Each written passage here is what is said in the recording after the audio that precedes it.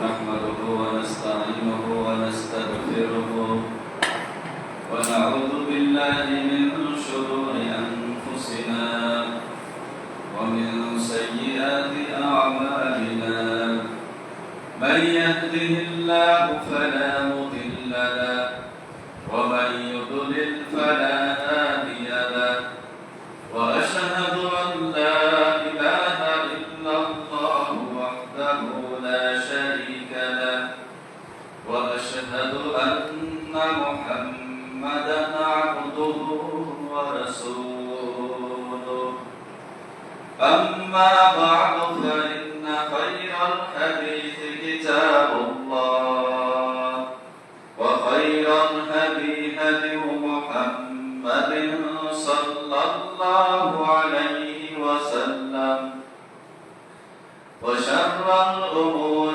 محدثاتها وكل محدثة بدعة وكل بدعة ضلالة وكل ضلالة في النار فأعوذ بالله من الشيطان الرجيم بسم الله الرحمن الرحيم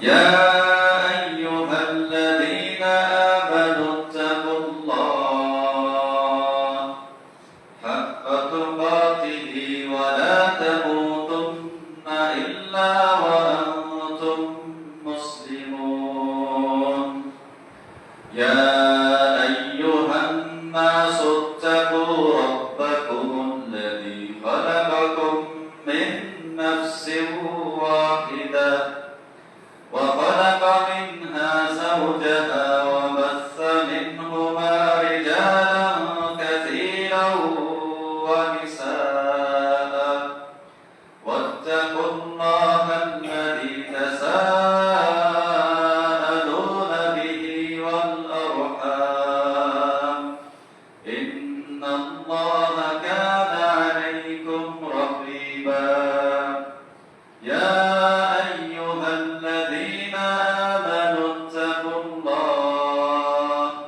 وقولوا قولا سديدا يصلح لكم أعمالكم ويغفر لكم ذنوبكم ومن يطع الله ورسوله فقد فاز فوزا عظيما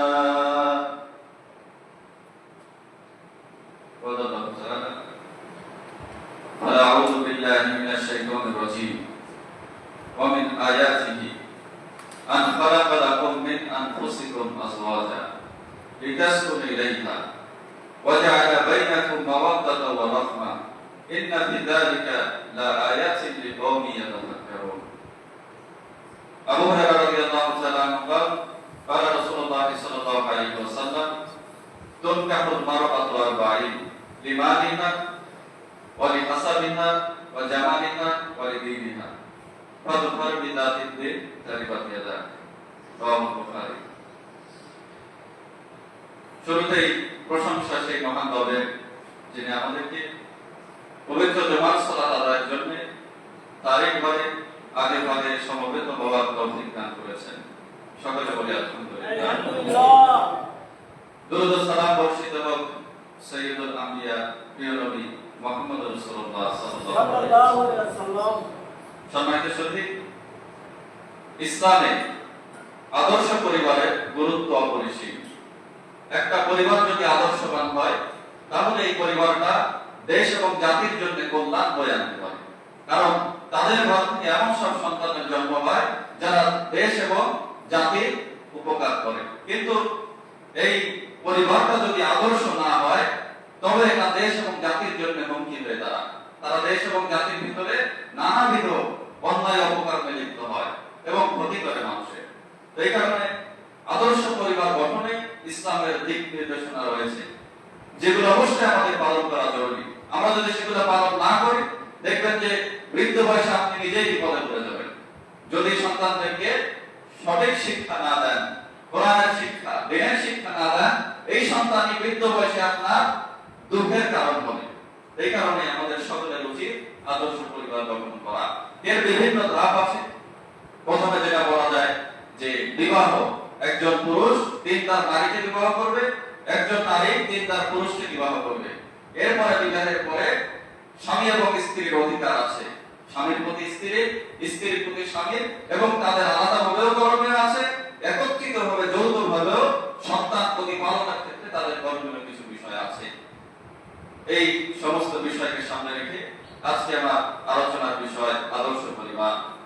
আল্লাহ তাআলা কোরআনে বলেছেন, অমিন আয়াতিহি, তার নিদর্শনাবলীর ভিতরে এটা রয়েছে, আন খালাকালাকুম মিন আনফুসিকুম আজওয়াজা, তিনি তোমাদের মধ্য থেকে তোমাদের জোড়া সৃষ্টি করেছেন, ওয়াজআলা বাইনাকুম মাওয়াদ্দাতান ওয়া রাহমা, এবং তাদের ভিতরে সৃজন করেছেন ভালোবাসা এবং সহমর্মিতা। ইন্না ফি যালিকা লা আয়াতিন লিকাওমিন ইয়াতাফাক্কারুন, এটা নিদর্শন করেছে সেই সম্প্রদায়ের জন্য যারা চিন্তা ভাবনা করে।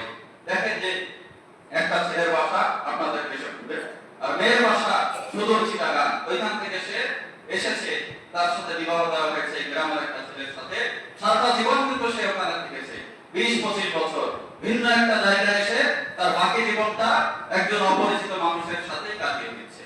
এই যে ভালোবাসা সেটা থাকতে পারছে, এটা আল্লাহর পক্ষ থেকে। আল্লাহ তাআলা বলছে যে এটা নিদর্শন করেছে সেই সমস্ত মানুষের জন্য যারা চিন্তা করে।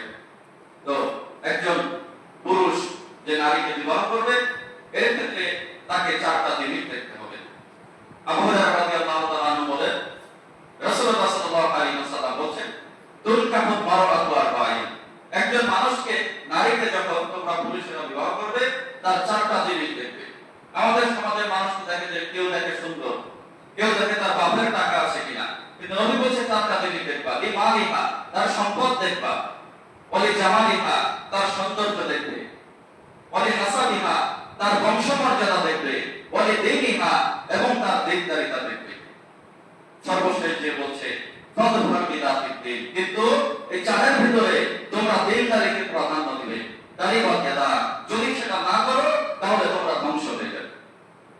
সহিহ বুখারীর হাদিস।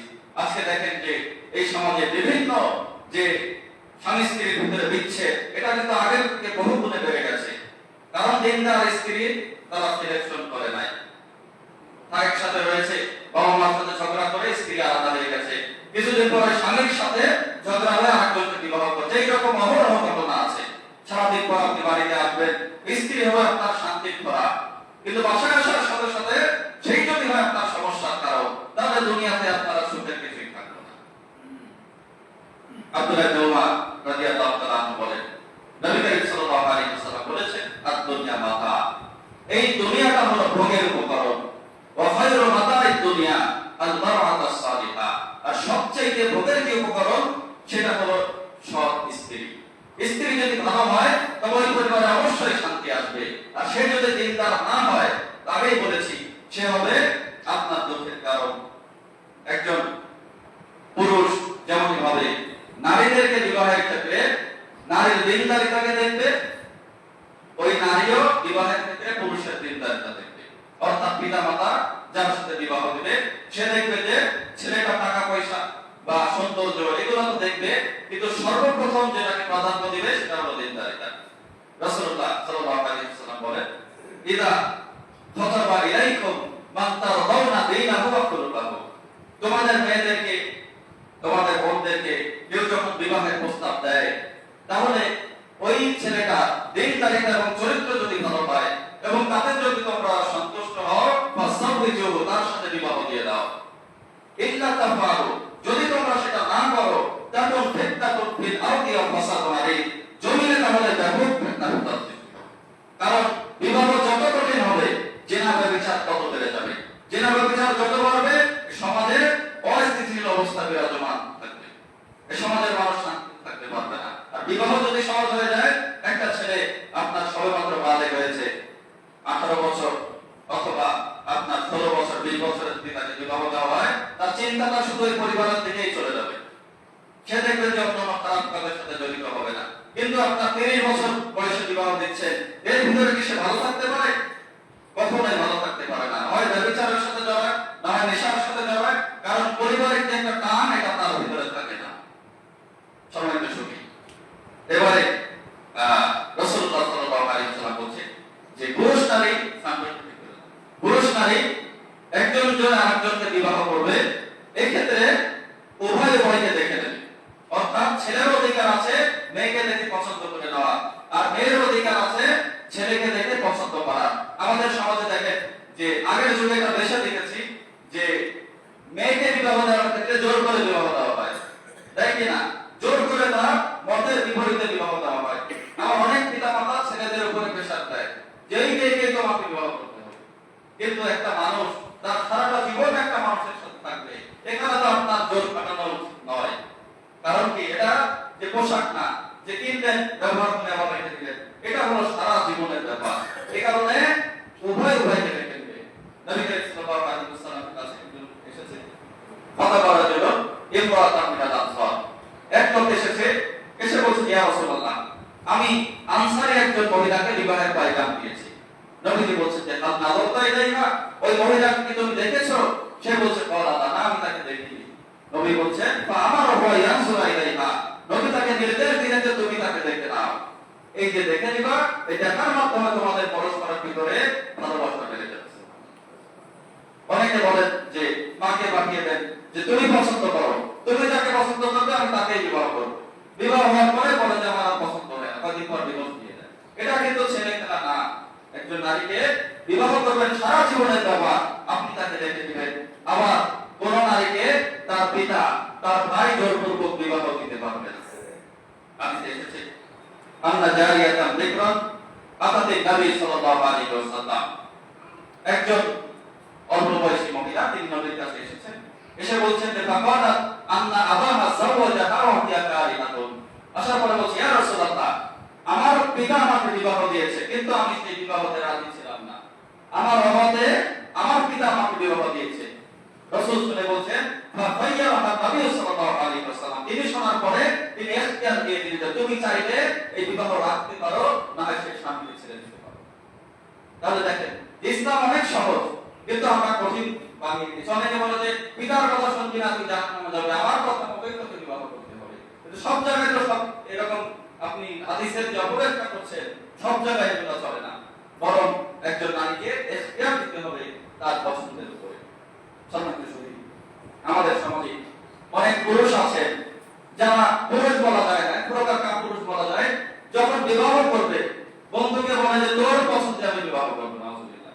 দুলাভাইকে বলে যে দুলাভাই আপনার পছন্দে আমি বিবাহ করব।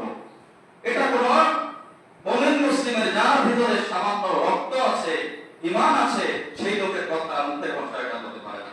বিবাহ করতে যায় বন্ধু বান্ধব দুলাভাই প্রতিবেশী সকলকে নিয়ে মেয়ে দেখতে যায়, তারপরে বলে যে তুমি একটু হেঁটে দেখাও, ভোটটা তুলে তোমার চুলটা একটু দেখাও, আলহামদুলিল্লাহ। আচ্ছা, মেয়ের বাপও আপনার সেইগুলাতেই রাজি হয়ে যাচ্ছে। এটা কি নারী জাতির অসম্মান করা হচ্ছে? শুধুমাত্র মুখ দেখবে আর হাত দেখবে ছেলে, ছেলের পিতাও দেখতে পারবে না। অর্থাৎ মানে বন্ধু বান্ধব এবং আপনার দুলাভাই প্রতিবেশী তারাও দূরের কথা, ছেলের বাপও যতক্ষণ না বিবাহ না হবে ততক্ষণ ওই মেয়ের চেহারা দেখতে পারবে না, মানে তারা তাকে দর্শন করতে পারবে না। ছেলের যদি পছন্দ হয়, বিবাহ হয়, তারপরে অন্যরা দেখবে। আমাদের বিবাহের ক্ষেত্রে আরেকটা সমস্যা হয় যে অনেকে ছেলে মেয়েদেরকে বাহিরে পড়তে পাঠিয়েছে। পড়তে পাঠানোর পরে অভিভাবক ছাড়া আসলে যেটা হয়, যখন পড়তে পাঠায় অভিভাবক কিন্তু তারা বেপরোয়া হয়ে যায়।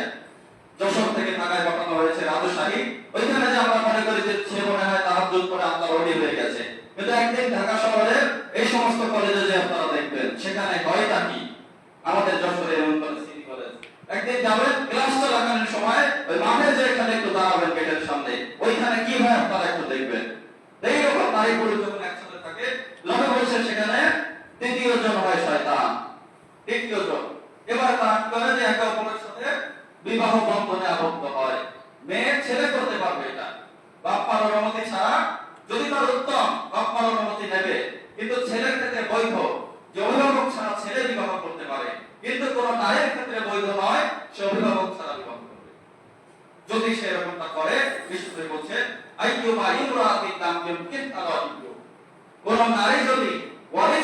বিবাহ করে, ফানিকাহুহা বাতিল, সেই মহিলার বিবাহ বাতিল।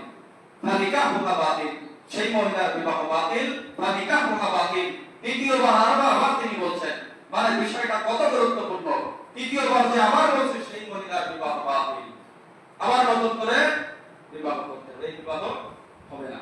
অর্থাৎ আপনার পিতা মাতা সারা জীবন কষ্ট করে আপনাকে বড় করলো, সবকিছু তারাই দিল, আর একজন বাইরে ভক্ত সে আপনার কাছে আপন হয়ে গেল, আপনি পরিবার ছেড়ে তাকে বিবাহ করছেন। এদের বিবাহ কিন্তু অধিকাংশ ক্ষেত্রে দেখবেন যে ঠিক না, অধিকাংশ ক্ষেত্রে এই বিবাহ ঠিক না। তারপরে আমাদের দেশে বিবাহতে কিছু ভুল হয়, সেটা হলো যে এই যে বিবাহটা সম্পাদন হয়ে গেল, মনে করেন যে পারিবারিক ভাবে ইসলাম পদ্ধতিতে দেখাশোনার মাধ্যমে বিবাহ হয়ে গেল, এবার আপনি কি করবেন? আপনি পুরুষ বিবাহ করেছেন, যেদিন মেয়েকে নিয়ে আসবেন বাসর ঘর হবে, পরের দিন ওয়ালিমার ব্যবস্থা করবেন, পরের দিন মানুষকে আপনার সামর্থ্য অনুযায়ী খাওয়াবেন। আপনার যদি মাংস খাওয়াতে হবে এরকম কথা না, আপনি যদি সামান্য মরিচা মাংসও খাওয়ান আপনার সামর্থ্য অনুযায়ী সেটা আপনি খাওয়াবেন। গ্রামের সমস্ত মানুষকে আপনাকে দাওয়াত দিতে হবে এটা না, আপনার সামর্থ্য অনুযায়ী যে কয়জনকে আপনি খাওয়াতে পারেন দাওয়াত দিয়ে খাওয়াবেন। কিন্তু আমাদের সমাজে কি হয়, বিবাহ করে এনেছে, নাম দিয়েছে বৌভাত, যত ধনী মানুষ আছে তাদেরকে আগে দাওয়াত দেয়। আপনি খেতে ঢুকবেন, এই ঢোকার আগে একটা প্যান্ডেল বানিয়ে রাখে, আগে সেখানে কিছু দিতে হবে, তারপরে খেতে ঢুকতে হবে। একটা মানুষকে দুপুরবেলা একবেলা ভাত খাওয়াবেন, আর তার কাছ থেকে কিছু নিয়ে তারপরে খাওয়াবেন। একটা মানুষের খেতে কয় টাকা লাগে? 200 টাকায় কিন্তু ভালোভাবে সে খেতে পারে, কিন্তু চক্ষু লজ্জার ভয়ে ঢোকার আগে সেখানে 1000 টাকা দিতে বাধ্য হয়, 500 টাকা দিতে বাধ্য হয়। এটা হলো কি মানুষের ইমোশনকে পুজো করে মানুষের কাছ থেকে আপনার ইনকাম করা। বিবাহে হয়তো 2 লাখ খরচ হলো, কিন্তু 5 লক্ষ টাকা তারা কামাই করে, ডবল লাভ করে। এটা ইসলাম সমর্থিত না। এই কারণে দেখবেন যে বিবাহে বরকত হয় না। বিবাহে যদি বরকত আপনি চান যে আমার বিবাহে বরকত হবে, ওয়ালিমার ব্যবস্থা করতে হবে সামর্থ্য অনুযায়ী, মানুষকে বিনা পয়সায় খাওয়াতে হবে, মানুষ খাবে, দোয়া করবে, বারাকাল্লাহু লাকা ওয়া বারাকা আলাইকা ওয়া জামা বাইনাকুমা ফিল খায়র, পরিবারে বরকত হবে, আপনাদের জন্য বরকতের দোয়া করবে। আর যখন টাকা নিয়ে খাওয়াবেন তখন মানুষের অন্তরে একটা কষ্ট থাকবে, একটা বিশ্বাস, এই যে বদদোয়া, তারপরে আপনার অনেকে খাবার বদনাম করবে, কারণ যেহেতু টাকা নিয়েছে, খাবার ভালো হয়নি, দেরি হয়েছে, নানান ধরনের তাল বাহানা। এবারে যখন মানুষ খেয়ে দিয়ে আসবে, এবারে একটা আলাদা রোগ থাকে, সেখানে বউকে সবার সামনে সাজিয়ে বসিয়ে রাখা হয়, নাউজুবিল্লাহ। এবারে অপরবয়সী ছেলেরা আশেপাশ থেকে ওই বউয়ের আশেপাশে ঘরে ছবি তোলে, আজে বাজে কথা বলতে থাকে। আপনার মেয়ে বসে আছে আর অন্য ছেলেরা আজে বাজে কথা বলে, আজকে বাসবরা, আপনারা তো বলছেন কতটা নিকৃষ্ট মানুষ হতে পারে, নিজের মেয়ে অথবা নিজের বিবাহিত বউ তাকে সাজিয়ে গুছিয়ে সবার সামনে পতিতারা যেরকম সাজে ওই রকম বসিয়ে রাখে, সমস্ত মানুষ খাওয়া দাওয়া শেষে ওই বউকে দেখে যায়। এরকম যদি হয় বিবাহ পদ্ধতি, এটা আদর্শ পরিবার কখনোই হবে না। সম্মানিত সুধী, এই যে বিবাহটা সম্পাদন হয়ে গেল ইসলামী পদ্ধতিতে, গায়ে হলুদ আপনার ঠিক করতে হবে, হলুদ মাখাতে হবে, এলাকার সমস্ত মানুষের উপরে ঠিক খাই টাকা দেবে, এগুলোও অবৈধ। এগুলো আপনারা কিতাব থেকে পড়ে নেবেন, বিস্তারিত আলোচনা আসলে করা যায় না। তো বিবাহ হওয়ার পরে আরেকটা বিষয় গুরুত্বপূর্ণ, সেটা বলি যে একজন পুরুষ এই যে বিবাহ করলো, তার ক্ষেত্রে কিন্তু 4টা বিবাহের এখতিয়ার আছে। একজন পুরুষ 4টা বিবাহ করতে পারে, তবে এখানে কথা হলো 4টা স্ত্রীর ভিতরে তাকে সমতা রক্ষা করে চলতে হবে। অর্থাৎ আপনি বলছেন বিবাহ করা সুন্নাত, নামাজি পড়েন না ঠিক মতো, অথচ সুন্নাত পালন করতেছেন। আমি এরকম অনেক দেখেছি, যশোরে একটা বিয়ে করে চলে গেছে খুলনায়, ওইখানে আরেকটা করে চলে গেছে রাজশাহী, তারা আপনার একেবারে পথের ভিখারি, বাসায় কাজ করে খাচ্ছে। এর জবাব আপনাকে কিয়ামতের দিন, একটা পরিবারকে আপনি এইভাবে ফেলে চলে যাচ্ছেন, বিশ্বনবী বলছেন কিয়ামতের দিন সে এমন ভাবে উঠবে তার এক পাশ পঙ্গু অবস্থায় থাকবে, যা 2টা স্ত্রী থাকবে কিন্তু সমতা রক্ষা করবে না। অর্থাৎ যদি সামর্থ্য থাকে সেক্ষেত্রে আপনাকে দ্বিতীয় বিবাহের এখতিয়ার ইসলাম দিয়েছে, 2টা চালাতে পারছেন, তারপরে তৃতীয় বিবাহের এখতিয়ার দিয়েছে। কিন্তু একটা বিবাহ করে ফেলে রেখে চলে যাবেন, ছোট ছোট বাচ্চা আপনার টোকাই হয়ে যায়, দেখা যায় এইভাবে একটা পরিবারকে আপনি ধ্বংস করে যাবেন, একটা মেয়ের জীবনকে ধ্বংস করে যাবেন। কিয়ামতের দিন এক পাশ পঙ্গু অবস্থায় আপনাকে আল্লাহ তাআলা উঠাবেন। আবার আমাদের কিছু নারীরা আছেন যারা 4টা বিবাহকে অপছন্দ করে। অনেকেই বলে যে ইসলামের এই বিধানটা আসলে ভালো না, নারীদের ক্ষেত্রে না পুরুষদেরকে 4টা বিবাহের এখতিয়ার দিল। এটা কিন্তু সহজ বিষয় না।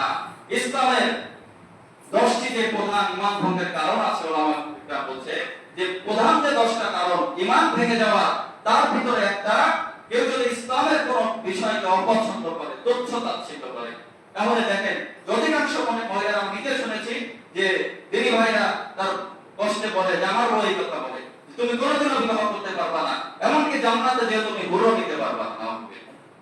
চিন্তা করেন কতটা হিংসা থেকে মনের ভিতরে। আল্লাহর বিধানকে, মানে এটা হিংসা না, তারা আল্লাহর বিধানকে মেনে নিতে পারেনি। আর যারা আল্লাহর বিধানকে মেনে নিতে না পারে, অপছন্দ করে, এটা হলো ঈমান হারানোর একটা লক্ষণ। এক কথায় আপনার জান্নাতে দুঃখ কষ্ট থাকবে না, পুরুষকে হুর দেওয়া হবে, মহিলাদেরকেও বঞ্চিত করা হবে না, সেখানে যে যা কিছু চায় সেটাই পাবে। দুনিয়া পরীক্ষার জায়গা, আল্লাহ যে আপনাকে বিধান দিয়েছে এটা আপনাকে মাথার উপর করে মেনে নিতে হবে এবং পরকালে ফয়সালার উপরে আপনাকে অপেক্ষা করতে হবে। তারপরে এবারে আসেন যে বিবাহ হওয়ার পরে একজন স্ত্রীর করণীয় কি। স্বামীর করণীয় পরে বলবো, আগে বলি যে একজন স্ত্রীর করণীয় কি। রাসূলুল্লাহ সাল্লাল্লাহু আল্লাহ তাআলা কোরআনে বলছেন, ফাসসালিহাতু কানিতাতুন হাফিযাতুন লিল গায়বি বিমা হাফিজাল্লাহ। সৎকর্মশীল নারী যারা, এরা স্বামীর আনুগত্য করবে, আল্লাহর আনুগত্য করবে। স্বামীর আনুগত্য করা মানে আল্লাহর আনুগত্য করা, এবং তারা হিফাজত করবে তাদের লজ্জাস্থানে, তাদের দিনদারিতার হিফাজত করবে। আনাস বিন মালিক রাদিয়াল্লাহু তাআলা বলেন, নবীজি সাহাবীদেরকে বলছে যে কোন ধরনের নারী জান্নাতে, আমি কি তোমাদেরকে বলবো না? সাহাবীরা বলছে, ইয়া রাসূলুল্লাহ বলেন কোন ধরনের নারী জান্নাতে? তিনি বলছেন তারা হলো স্বামীর প্রতি প্রেম নিবেদনকারিণী, আবেদনময়ী, অধিক সন্তান প্রসবকারিণী।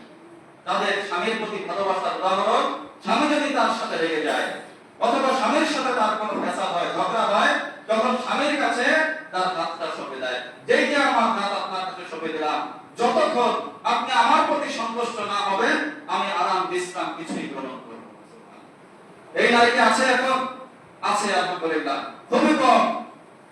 স্বামী যদি রাগ করে বাপের বাড়ি চলে যায়, মধুবা রান্না বাড়া বন্ধ করে দেয়, কিন্তু নবী বলছে স্বামী রাগ করবে আর ওই মহিলা রিল্যাক্সে থাকবে, এটা হতে পারে না। স্বামীর কাছে যে বলবে যতক্ষণ না আপনি আমার প্রতি সন্তুষ্ট হবেন আমি চোখের পলক ফেলবো না। আবু হুরায়রা রাদিয়াল্লাহু তাআলা বলেন, রাসূলুল্লাহ সাল্লাল্লাহু আলাইহি ওয়াসাল্লাম বলেন যে তার কাছে এসে একজন বলছে, আইয়ুন নিসাই খায়রুন, ইয়া রাসূলুল্লাহ কোন নারী উত্তম? বিশ্বনবী জবাবে বললেন, আল্লাতী তাসররু ইযা নাযারা, সেই নারী উত্তম যার দিকে তার স্বামী তাকালে সে তার স্বামীকে সন্তুষ্ট করে দেয়। ওলা তুতিউ ইযা আমারা, স্বামী যদি তাকে কোনো নির্দেশ দেয় সে সেটা পালন করে। ওলা তুখালিফুহু ফি নাফসিহা ওয়া মালিহা বিমা ইয়াকরা, এবং স্বামী তার নিজের জন্য যেটা পছন্দ করে, তার পরিবারের জন্য, তার সম্পদের জন্য যেটা পছন্দ করে, সেও অনুরূপ সেটাকে পছন্দ করে। অর্থাৎ স্বামীর পছন্দই তার পছন্দ, স্বামীর ভালো লাগাই তার ভালো লাগা, স্বামীর অপছন্দ তার অপছন্দ। আব্দুর রহমান বিন আউফ রাদিয়াল্লাহু তাআলা তিনি বলেন যে নবীজি বলেছেন একজন নারী 4টা কাজ যদি করতে পারে তাহলে জান্নাতের যে কোনো দরজা দিয়ে প্রবেশ করতে পারে। সুবহানাল্লাহ। পুরুষদের ক্ষেত্রে তো অনেক কঠিন, বাইরে ইনকাম করতে হয়, কত কিছু করা লাগে, বাইরের জগৎ অনেক খারাপ জগৎ বর্তমানে, কিন্তু নারীর জন্য ইসলাম একেবারে সহজ করে দিয়েছে। বিশ্বনবী বলেন, ইদা সাল্লাতাল মারআতু খামসাহা, কোন নারী যদি 5 ওয়াক্ত সালাত আদায় করে। আর আমাদের দেশে দেখবেন যে সালাতের ক্ষেত্রে অধিকাংশ নারী ফজরের সালাতটা পড়তে পারে না, যদি ফরজ গোসল থাকে এটা পড়ে না। আবার এখন তো 3টা কতরে আপনার আসরের ওয়াক্ত হয়, দেখবেন যে জুমার দিন সমস্ত কাজকর্ম সেরে 3:30 4টায় যে জোহরের নামাজটা পড়ে, অধিকাংশ মহিলারা কিন্তু এটা করে। ওই সময় কিন্তু আসরের সময় আপনার অর্ধেক হয়ে যায়, আর জোহরের ওয়াক্ত তো থাকেই না। ওয়াক্তের দিকে খেয়াল রেখে সঠিক পদ্ধতিতে মহিলারা যদি 5 ওয়াক্ত সালাত আদায় করে, ওয়াসামাত শাহরাহা, রমাদান মাসে সিয়াম পালন করে, ওয়া হাফিজাত ফারজাহা, নিজের লজ্জাস্থানের হিফাজত করে, ওয়া তাআত যাওজাহা, এবং স্বামীর আনুগত্য করে, ইলাহা আদখুলিল জান্নাতি মিন আইয়ি আবওয়াবিল জান্নাতি শিকি, তাহলে জান্নাতের যে কোনো দরজা দিয়ে তাকে ঢোকার ইখতিয়ার দেওয়া হয়েছে। সুবহানাল্লাহ। আপনারা জানেন যে আল্লাহ তাআলা বান্দার ক্ষেত্রে এই অধিকার দেয়নি যে আল্লাহ ছাড়া বান্দা অন্য কারোর জন্য সেজদা করবে। আপনি আমি যে সেজদা করি এটা শুধুমাত্র হবে আল্লাহ তাআলার জন্য।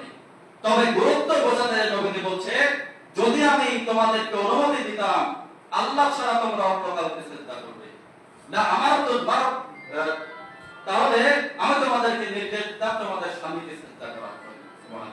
চিন্তা করেন যে স্বামী কতটা গুরুত্বপূর্ণ, যে যেই চেষ্টা আল্লাহ ছাড়া অন্যকে দেওয়া যায় নয়, এটাকে বিশ্বনবী উদাহরণ হিসেবে পেশ করছেন। যদি বৈধতা ইসলামে দেওয়া হতো, আমি যদি তোমাদেরকে দিতাম, তাহলে স্ত্রীকে বলতাম যে তার স্বামীকে চেষ্টা করার জন্য। বিশ্বনবী আরো বলেন, লাউ কানা মারআতু আকাস দাউদ মা ওয়াদাত মা হাদারা বদাউহু ওয়া আশাউহু হাত্তা ইয়াকুল। যদি কোন নারী জানতো তার স্বামীর কি অধিকার, তার উপরে কি হক রয়েছে কত বেশি, তাহলে স্বামী দুপুরে খাবার খাচ্ছে, রাতের খাবার খাচ্ছে, ওই নারী তার পাশেই দাঁড়িয়ে থাকতো।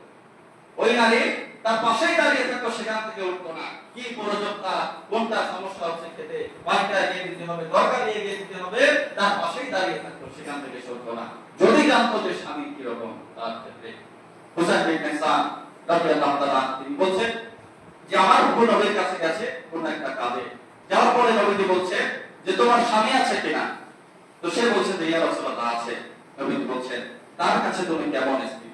সে বলছে ইয়া রাসূলুল্লাহ, আমি যদি একান্ত অপারগ না হই, আমার স্বামীর খেদমতে আমি কোনো ত্রুটি করি না। নবীজি বলছে তুমি ভালোভাবে খেয়াল রাখবে তার কাছে তুমি কেমন স্ত্রী, কেননা তোমার স্বামী তোমার কাছে তোমার জান্নাত নতুবা জাহান্নাম। যদি তার আনুগত্য করো তবে জান্নাত, আর যদি তার অবাধ্যতা করো তাহলে জাহান্নাম। সম্মানিত উপস্থিতি, দুনিয়াতে কোন স্বামী যদি স্ত্রী যদি স্বামীকে কষ্ট দেয়, তাহলে জান্নাত থেকে তার ওই মহিলার জন্য অভিশাপ আসে। দুনিয়াতে একজন নারী তার স্বামীকে কষ্ট দিয়েছে, জান্নাত থেকে জান্নাতি নারীরা ওই মহিলাকে অভিশাপ করতে থাকে। চিন্তা করেন, জান্নাতের নারীরা যদি আপনাকে অভিশাপ করে, আপনার জীবনে কিভাবে বরকত আসতে পারে? রাসূলুল্লাহ সাল্লাল্লাহু আলাইহি ওয়াসাল্লাম বলেন যে দুনিয়াতে কোন নারী তার স্বামীকে যদি কষ্ট দেয়, জান্নাতের হুরেরা বলে না তো দেহি, তুই ওকে কষ্ট দিস না, অর্থাৎ কিতা আল্লাহ তোকে ধ্বংস করে দিক, ওয়া ইন্নামা হুয়া ইন্নাকি দাখিলুন, সে তো তোদের কাছে সংক্ষিপ্ত সময়ের মেহমান মাত্র। ইউশিকু ওয়া ইউফারিকুকা ইলাইনা, অচিরেই ওই পুরুষ তোর থেকে পৃথক হয়ে আমাদের কাছে চলে আসবে। সম্মানিত উপস্থিতি, বিশ্বনবী সাল্লাল্লাহু আলাইহি ওয়াসাল্লাম বলেন ওয়াত্তালাতু ফিন নার, আমি জাহান্নামে উকি দিয়ে দেখলাম। মেরাজে নবীজি জাহান্নাম দেখেছেন, তো তিনি বলছেন আমি জাহান্নামে উকি দিয়ে দেখলাম, ফারাআইতু আকসারা আহলিহা নিসা, ওই জাহান্নামের অধিকাংশ অধিবাসী হলো মহিলা, অধিকাংশই মহিলা। মহিলারা জিজ্ঞাসা করছে ইয়া রাসূলুল্লাহ ঘটনা কি? বলছে তোমরা বেশি বেশি অভিশাপ করো, প্রতিবেশীকে অভিশাপ করো, সন্তানকে অভিশাপ করো, স্বামীকে স্বামীর বংশকে অভিশাপ করো, এই সমস্ত অভিশাপ করার কারণে তোমরা বেশি বেশি জাহান্নামী, আর তোমরা স্বামীর কৃতজ্ঞতা আদায় করো না। আরেকটি হাদিসে এসেছে যে তোমাদের জাহান্নামে যাওয়ার কারণ তোমরা কুফরি করো। সাহাবীরা বলছেন যে কুফরি কি আল্লাহর সাথে করে? নবীজি বলছেন না, স্বামীর সাথে কুফরি করে। সারাটা জীবন স্বামী তার সাথে ইহসান করে, তাদের যা কিছু প্রয়োজন তারা সেটা ব্যবস্থা করে দেয়। স্বামী যা কিছু প্রয়োজন, এটা আনো সেটা আনো এটা দাও, সমস্ত কিছু দিচ্ছে, কিন্তু কখনো যদি দিতে না পারে, সামান্য কিছু ত্রুটি দেখতে পায়, তখন ওই মহিলা বলে যে তোমার কাছ থেকে আমি জীবনে কিছুই পেলাম না। একেবারে পুরো অবদানটাই একেবারে অস্বীকার করে, তোমার কাছ থেকে জীবনে কিছুই পেলাম না। এই কারণে নারীরা সবচেয়ে বেশি জাহান্নামী। এই কারণে সম্মানিত মা বোনদেরকে বলবো যে অবশ্যই আপনাদেরকে স্বামীর আনুগত্য করতে হবে। এই স্বামীর আনুগত্যের মাধ্যমে একজন নারী জান্নাতে যেতে পারবে, অবাধ্যতার মাধ্যমে এটা হবে তার জাহান্নামে যাওয়ার কারণ। একজন আদর্শ নারী আরেকটা বৈশিষ্ট্য, সে পর্দানশীল নারী হবে। কারণ একজন বেপরদা নারীর গর্ভ থেকে যে ইমাম বুখারীর মতো একজন আলেম বের হবে, ইমাম মুসলিমের মতো অথবা একজন ভালো মানের হাফেজ আলেম বের হবে, এটা আসলে ভাবা যায় না। নারী যতটা দিনদার হবে, পর্দানশীল হবে, ওই পরিবার থেকে দিনদার পুরুষ নারী বের হবে। রাসূলুল্লাহ আল্লাহ তাআলা কোরআনে বলছেন ওয়া করনা ফি বুয়ুতিকুন্না, নারীদেরকে বলছে তোমরা তোমাদের ঘরে অবস্থান করো, ওয়ালা তাবাররুজনা তাবাররুজাল জাহিলিয়াতিল উলা, জাহিলি যুগের মহিলাদের মতো চোখ ঝলসানি প্রদর্শনী করে বের হলো না। জাহিলি যুগের নারীরা এরকম চোখ ঝলসানি প্রদর্শন, নিজের শরীরকে মানুষকে দেখিয়ে বেড়াতো, পোশাক পরে নানা প্রদর্শনীতে বুঝে, আর তাদের থেকেও এরা খারাপ। এমন পোশাক পরে যে মনে হয় না যে মানে সে পোশাক পরা। বিশ্বনবী কিয়ামতের আলামত বলছে যে কিয়ামতের আগে এরকম নারীরা আসবে, পোশাক পরার পরেও হবে তারা উলঙ্গ। রাসূলুল্লাহ সাল্লাল্লাহু আলাইহি ওয়াসাল্লাম বলেন সিনফানি মিন আহলিন নার লাম আরাহুমা, দুই ধরনের মহিলা এই মানুষ জাহান্নামে হবে, আমি তাদেরকে দেখি।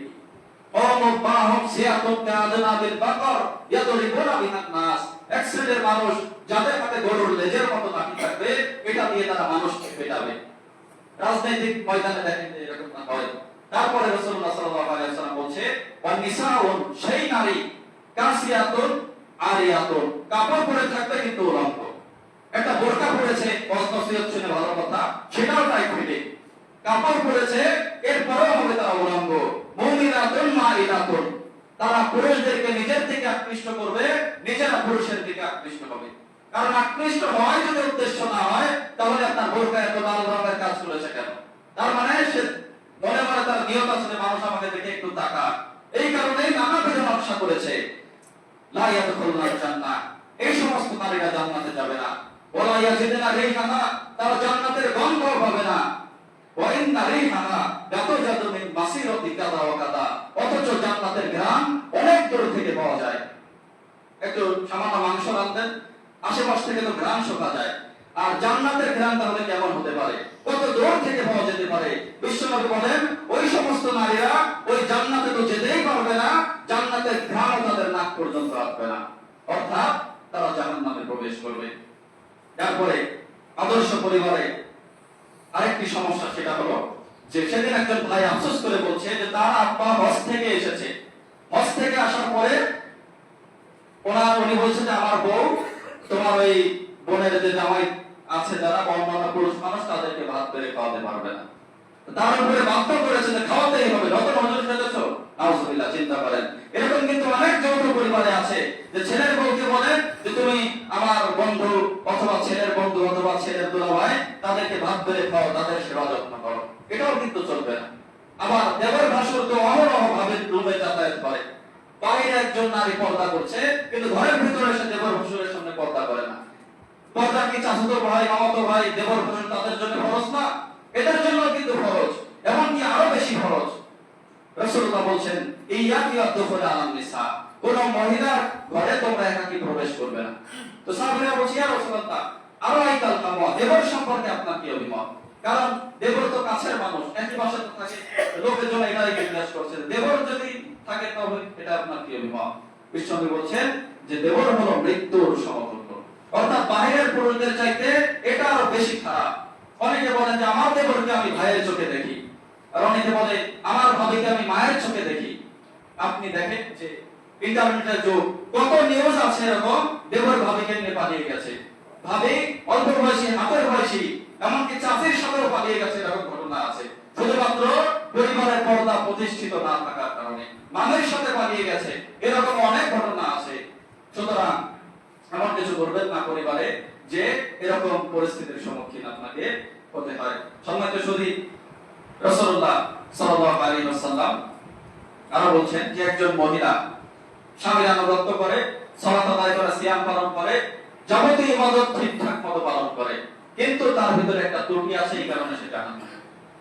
রাসূলুল্লাহ সাল্লাল্লাহু আলাইহি ওয়াসাল্লাম একজন এসেছে, আসার পরে বলছে ইয়া রাসূলুল্লাহ ইন্না ফুলানাতান তুযকারু মিন কাসরাতি সালাতিহা ওয়া সিয়ামিহা ওয়া সাদাকাতিহা, একজন নারী প্রচুর পরিমাণে সালাত, সিয়াম, সাদাকা এগুলো করে, মানে ফরজ তো করে, আবার নফল অনেক বেশি বেশি করে। ওয়াইরা আন্নাহা তুরদি জিরানাহা বিলিসানিহা, কিন্তু এই আমল করার পরেও সে তার মুখ থেকে তার প্রতিবেশীকে কষ্ট দেয়। বিশ্বনবী বলছেন ইয়া ফিন্নার, সে জাহান্নামে প্রবেশ করবে। এক শ্রেণীর মহিলা আছে যে মানুষের দেয়ালে কান দিয়ে রাখে যে কার ঘরে কি হলো, কোথায় কে কোথায় গেল, এইগুলো সারা জায়গায় প্রচার করে এবং প্রতিবেশীকে কষ্ট দেয়, পুরুষদেরকে উস্কানি দিয়ে আরেকজনের বিরুদ্ধে লাগিয়ে দেয় প্রতিবেশীর সাথে।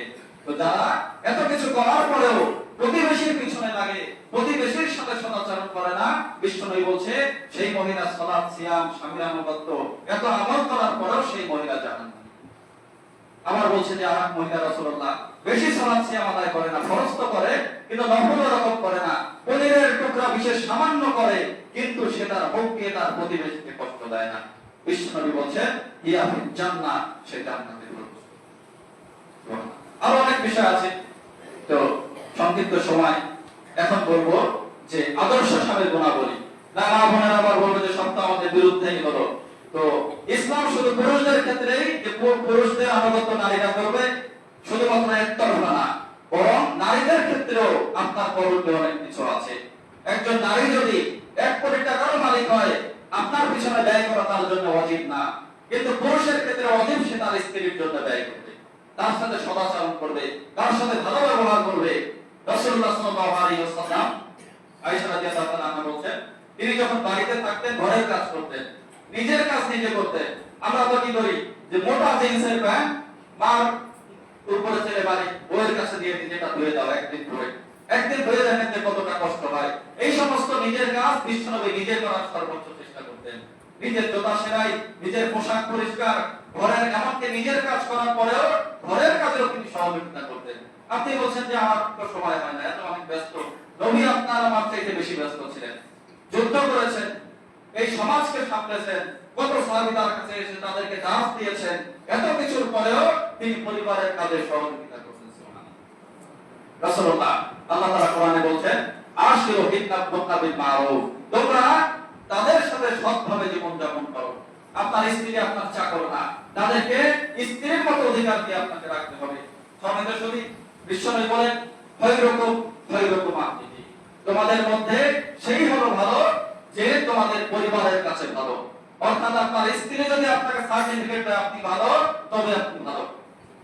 কিন্তু স্ত্রী যদি সার্টিফিকেট, বাইরের মানুষদের সাথে দেখা হলে হাসি খুশি সুন্দরভাবে কথা বলে, ঘরে ঢোকার সাথে সাথে স্ত্রীর সাথে খারাপ ব্যবহার করছে, আপনার মেয়েও তো আপনার ঘরে যাবে নাকি?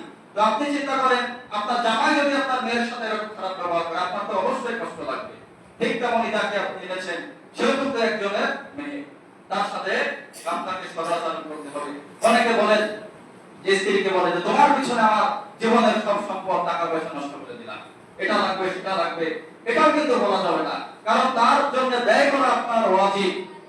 অর্থাৎ যদি তার ব্যয়ভার বহন না করেন সামর্থ্য অনুযায়ী, আপনি কবিরা গুনাহগার হবেন। আর যদি আল্লাহর সন্তুষ্টির জন্য স্ত্রীর জন্য ব্যয় করেন, পরিবারের জন্য ব্যয় করেন, বিশ্বনবী বলেন এটাও তোমার জন্য সালাম। রাসূলুল্লাহ সাল্লাল্লাহু আলাইহি ওয়াসাল্লাম বলেন, ইন্নাকা লান তুনফিকু নাফাকাতান তাবতাগি বিহা ওয়াজহাল্লাহ, যে তোমরা যেটাই ব্যয় করো না কেন আল্লাহর সন্তুষ্টির জন্য, ইল্লা আজিরতা আলাইহা, সেটা প্রতিদান তোমাদেরকে দেওয়া হবে। হাত্তা মা তাজআলু ফি ফামি মুরাতিক, যদিও তোমার স্ত্রীর মুখে খাবারের লোকমা তুলে দাও, এর নেকিও তোমরা পাবা। সুবহানাল্লাহ।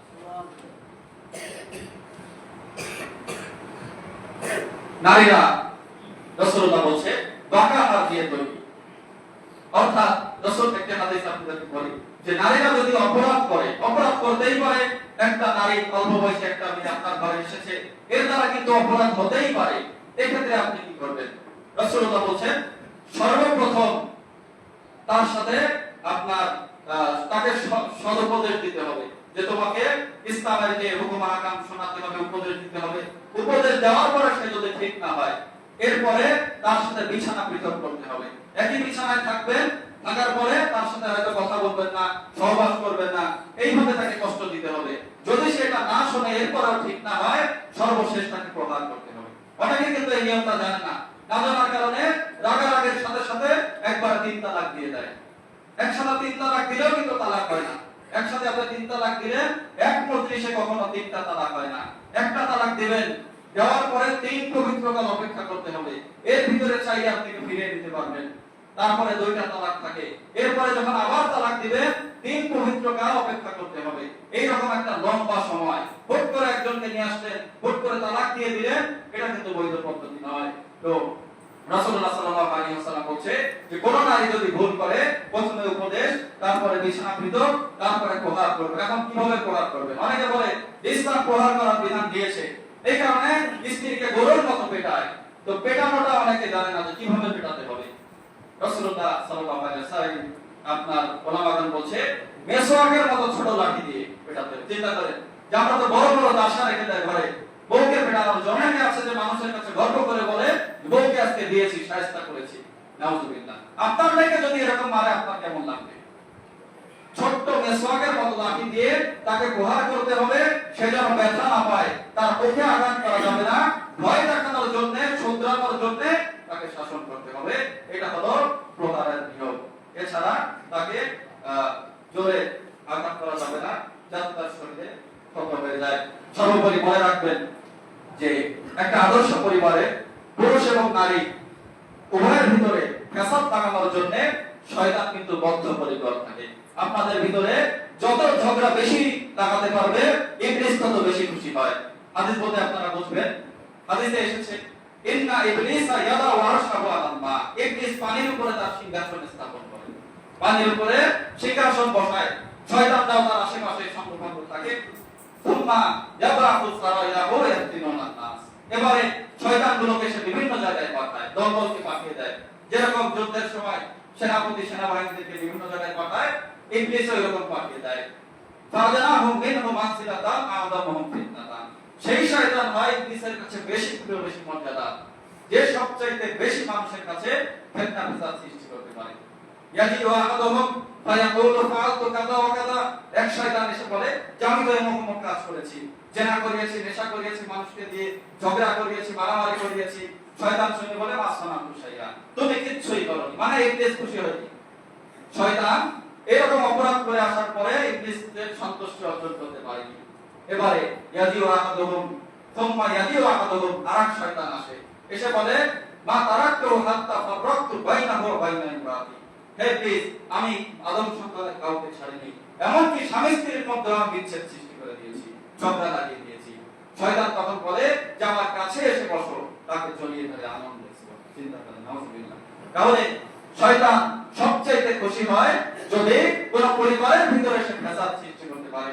এই কারণে আমাদের উচিত হবে যে শয়তানের প্ররোচনায় আমরা না করে, আমরা যদি কোন পরিবারে এমন কোন বিষয় আসে, স্ত্রীর সাথে মনোমালিন্য অথবা স্বামীর সাথে মনোমালিন্য, তাদের উচিত হবে মিটিয়ে নেওয়া। এবং তৃতীয় পক্ষ যারা, তারা তো বিশেষ করে আমাদের সমাজে বেশি উস্কানি দেয় সম্পর্ক ভাঙনের জন্য, তাদের উচিত হবে তাদের ভিতরে সুসম্পর্ক গড়ে দেওয়ার জন্য। তো আদর্শ পরিবারে আরো অনেক করণীয় বর্জনীয় আছে, এগুলো আসলে খুতবার ভিতরে সাধারণ একটু উপদেশ দেওয়া যায়, কিন্তু বিস্তারিত বর্ণনা করা সম্ভব হয় না। সুতরাং আপনাদেরকে বলবো যে এই সমস্ত বিষয় আপনারা পড়বেন, পড়ার পরে আমল করার চেষ্টা করবেন। তাহলে এই যে পরিবার সমূহে সব সময় যে সমস্ত ফ্যাসাদ ভোগান্তি সৃষ্টি হয়, সন্তান বিপথে চলে যাচ্ছে, পুরুষ নারী উভয় বিচ্ছেদ হয়ে যাচ্ছে, এইগুলা কিন্তু আমাদের সমাজে হবে না। তো যেহেতু সময় শেষ, ভাইরা 5 মিনিট কথা বলার কথা বলছেন, 5 মিনিট আরেকটা বিষয় সেটা হলো যে আদর্শ পুরুষ এবং নারীর সন্তান প্রতিপালনের ক্ষেত্রে ভূমিকা রাখা জরুরি। আপনি যে আপনার সন্তান প্রতিপালন করবেন, এক্ষেত্রেও ইসলামের নির্দেশনা হলো সর্বপ্রথম তাকে দিনের শিক্ষা দিতে হবে। আমাদের বাচ্চা একটা যখন জন্ম নেয়, নানাবিধ স্বপ্ন দেখে পিতামাতা, যে কেউ বলে যে তাকে আমি ক্রিকেটার বানাবো, কেউ বলে তাকে ইঞ্জিনিয়ার বানাবো, ডাক্তার বানাবো, পাইলট বানাবো, কিন্তু সর্বপ্রথম তাকে যে শিক্ষা দিতে হবে সেটা হলো তাওহীদের শিক্ষা, ইসলামের শিক্ষা। এটা যদি দিয়ে তাকে আপনি বড় করতে পারেন সবার প্রথমে, তবে ইনশাআল্লাহ সে আর পথভ্রষ্ট হবে না এবং এই সমাজে একজন সৎ মানুষ হিসেবে গড়ে উঠবে। কোরআনে আল্লাহ তাআলা একজন সাধারণ মানুষ যার নাম হযরত লুকমান, তার কথা কোরআনে আল্লাহ উল্লেখ করেছেন। সে তার ছেলেকে কয়েকটা উপদেশ দিয়েছে, আল্লাহ সেটা এত পছন্দ করেছেন কোরআনের আয়াত হিসেবে নাযিল করেছেন। সুবহানাল্লাহ। এই লুকমান তার সন্তানকে বলছে সর্বপ্রথম ওয়াইদ ক্বালা লুকমান লিবনিহি ওয়া হুয়া ইয়াইদুহু ইয়া বুনাইয়া, সবার প্রথমে বলছে যে হে আমার আদরের সন্তান, তুমি আল্লাহর সাথে শিরক করবে না, লা তুশরিকু বিল্লাহ ইন্না শিরকা লাযুলমুন আযীম, নিশ্চয়ই শিরক হলো বড় জুলুম। তারপরে সন্তানকে বলছে তুমি তোমার পিতামাতার অবাধ্যতা করবে না, কারণ পিতামাতার যদি অবাধ্যতা করা হয় আল্লাহ তাআলা বলছেন যে অবশ্যই নালিল সানাতি ওয়ালিদাই, আমি মানুষকে তার পিতামাতার সাথে সদাচরণের নির্দেশ দিয়েছি। আমার রাত উম্মুহু আপনার আলাওয়া, তার মা তাকে কষ্টের পর কষ্ট স্বীকার করে গর্ভে ধরেছে। অফিসাদহু ফি আমাইন, তার দুধ ছাড়াতে 2 বছর সময় লেগেছে। আনিশকুর লিওয়ালি ওয়ালিদাইকা ওয়ালিদাইল মাসির, আল্লাহ বলছে সুতরাং আমার প্রতি কৃতজ্ঞ হও এবং পিতামাতার প্রতি কৃতজ্ঞ হও। সুবহানাল্লাহ। কিন্তু যারা ইংলিশ মিডিয়ামে পড়ে, কলেজ ইউনিভার্সিটিতে পড়ে, পিতামাতার প্রতি যে উপদেশ স্বরূপ এমন কিছু তো তারা জীবনে শোনেনি। এই কারণে তারা তাদের বাপ মাকে বৃদ্ধাশ্রমে রেখে আসে, অথবা যখন তারা গণ্যমান্য ব্যক্তি হয়ে যায় পিতা মাতাকে গ্রামের বাড়িতে ফেলে রাখে, তাদের ভরণ পোষণ দেখাশোনার দায়িত্ব করে না। লোকমান আগে তার সন্তানকে আরেকটা উপদেশ দিচ্ছে যে হে আমার বৎস, তোমার গুনাহ যদি এবং তোমার নেকি, গুনাহ নেকি উভয় যদি পাথরের ভিতরে থাকে অথবা আকাশের উপরে থাকে অথবা জমিনের নিচে থাকে, আল্লাহ তাআলা কিয়ামতের দিন সেটাও উপস্থাপন করবেন, যদি সেটা সরিষা দানা পরিমাণ হয়। বাচ্চাদেরকে আমাদের এইভাবে বোঝাতে হবে যে বাবা তুমি যেই কাজটাই করো না কেন আল্লাহ কিন্তু সবকিছু দেখছে, তোমার সবকিছু দেখছে। ইকরা কিতাবা, কিয়ামতের দিন আল্লাহ আপনাকে আমাকে সবাইকে বলবেন আমাদের সেই কিতাব দিয়ে, যেখানে সরিষা দানা পরিমাণ কিছু বাদ যাবে না। ইকরা কিতাবা, আল্লাহ বলবে পাঠ করো তোমার কিতাব, কাফা বিনাফসিকা ইয়াউমা আলাইকা হাসিবা, আজকে তোমার এই কিতাব পাঠ করার জন্য তুমি নিজেই যথেষ্ট। সে দেখে বলবে যে হ্যাঁ আফসোস, এটা কোন কিতাব, আজব কিতাব, ছোট বড় কিচ্ছুই এখানে বাদ যায়নি। আপনি আমি আমার সারা জীবনে প্রকাশ্যে গোপনে যা কিছু করেছি, মনে করছেন কেউ জানলো না, কেউ দেখলো না, অথবা দু একজন জানলো, কিয়ামতের দিন এই সমস্ত অজানা বিষয়, মানুষের না দেখা বিষয়, সমস্ত কিছু সেদিন এই কিতাবে দেখবেন। সেদিন আপনি আমার আফসোস হবে যে এটা আসলে কোন কিতাব, ছোট বড় এখানে কিচ্ছুই বাদ যায়নি। সম্মানিত সুধী, আল্লাহ তাআলা আমাদেরকে আদর্শ পরিবার গঠন করার তৌফিক দান করুন। আমরা যেন আদর্শ পরিবার গঠন করতে পারি, আমরা যেন একজন আদর্শ মানুষ হতে পারি। আমরা এমন যেন না হয় যে সমাজের জন্য হুমকি হয়ে দাঁড়াই, বরং এই সমাজ সংস্কারে, এই সমাজকে গড়ে তোলার জন্য আমরা যেন অগ্রণী ভূমিকা পালন করতে পারি।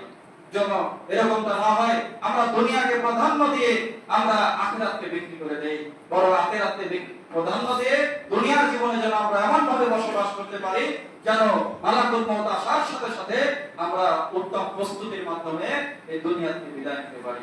আল্লাহ আমাদের তৌফিক দান করুন। আল্লাহুম্মা আমিন। ওয়া আখিরু দাওয়ানা আলহামদুলিল্লাহি রাব্বিল আলামিন।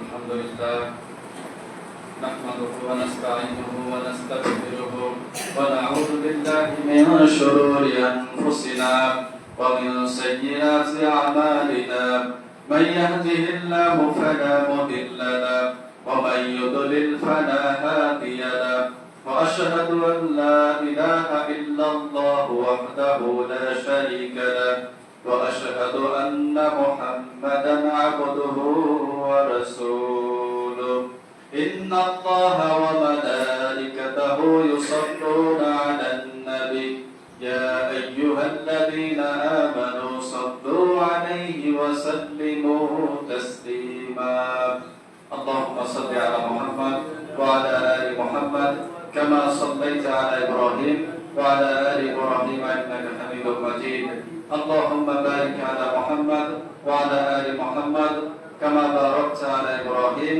وعلى آل إبراهيم إنك حميد مجيد سبحانك اللهم وبحمدك أشهد أن لا إله